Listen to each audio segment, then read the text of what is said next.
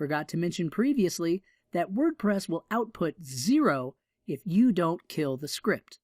You should always kill the script after performing any actions. We'll be doing that soon. We'll be working inside our Ajax function throughout most of this lecture.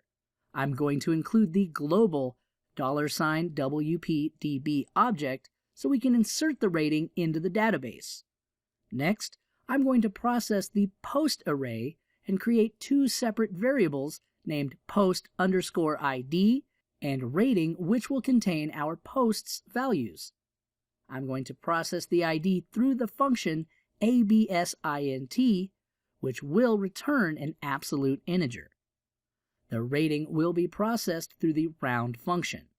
This function will round our rating. Set the precision to 1 since we don't want anything deeper than 1/10 of a value. You'll also need to use the user's IP. There are a lot of ways we can do this, and it's up to the developer to decide how to get the IP. WordPress does not provide any functions for getting the IP. For this lecture, I'm just going to get the IP from the remote_addr property of PHP's server variable. It's not the best way, but it'll do for our purposes. The last variable I want to create is one for the response. This will be an array with a key of status, and its value will be 1. This step is actually optional, but I want to show you how to handle responses. The next step is to actually insert our data into the database. Let's take a look at the WPDB's documentation. This object has a method called insert. Let's take a look at that. As you can see, WordPress provides all the information on how to use this method along with an example. Let's use this method now. The first parameter of this method is the name of the table we want to insert data into. Just like last time, we'll be using the prefix property to get the prefix of the current WordPress installation. The name of our table is recipe_ratings. The second parameter is an array with the keys as the column names and the value as the value to insert. Our table has 3 columns we should set. Your array should look something like mine. The third parameter is actually optional, but you should always use it for security purposes. The third parameter allows you to filter each value by data type. For example, the ID will always be an integer. We don't want a string or a Boolean. We want an integer. Pass in an array and you will have to pass in a certain format.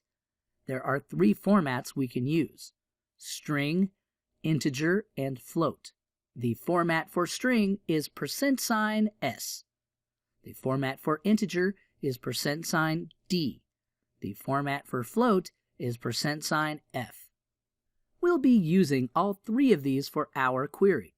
Since the first value we insert is an integer, we're going to use $D for that value. The second value should be %F, and the third value should be %S. We're almost done.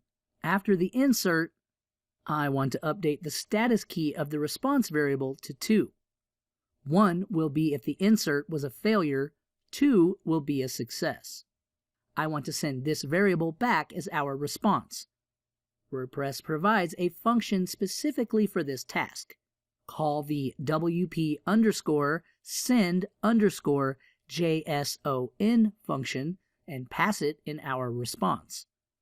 This function will JSON encode our array and then kill the script. You can think of it as a sugar function. Try rating our recipe now, and you should see the response be an object with the status property set as 2.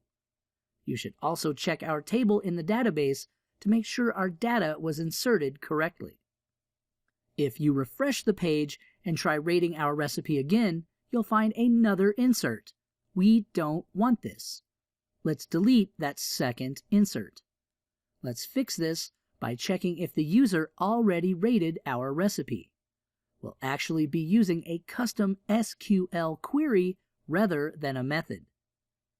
We could have inserted our data without the insert method, but the insert method provides extra security and sanitization. Create a variable called rating_count, and the value will be set to the value returned by the get_var method of the WPDB object. The documentation tells us that this method will return a single value from an SQL query. Our query will count the number of rows from the recipe_rating table.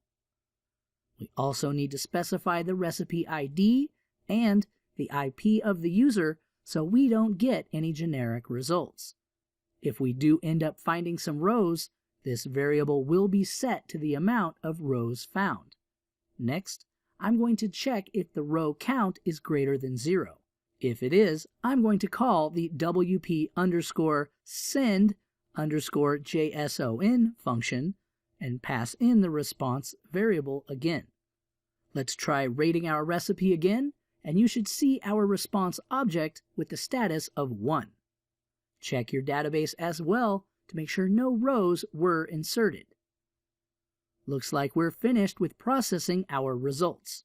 The next thing we'll need to do is check for the rating on a page refresh and average out all the ratings. The post metadata needs to be updated as well. We'll cover this in the next lecture.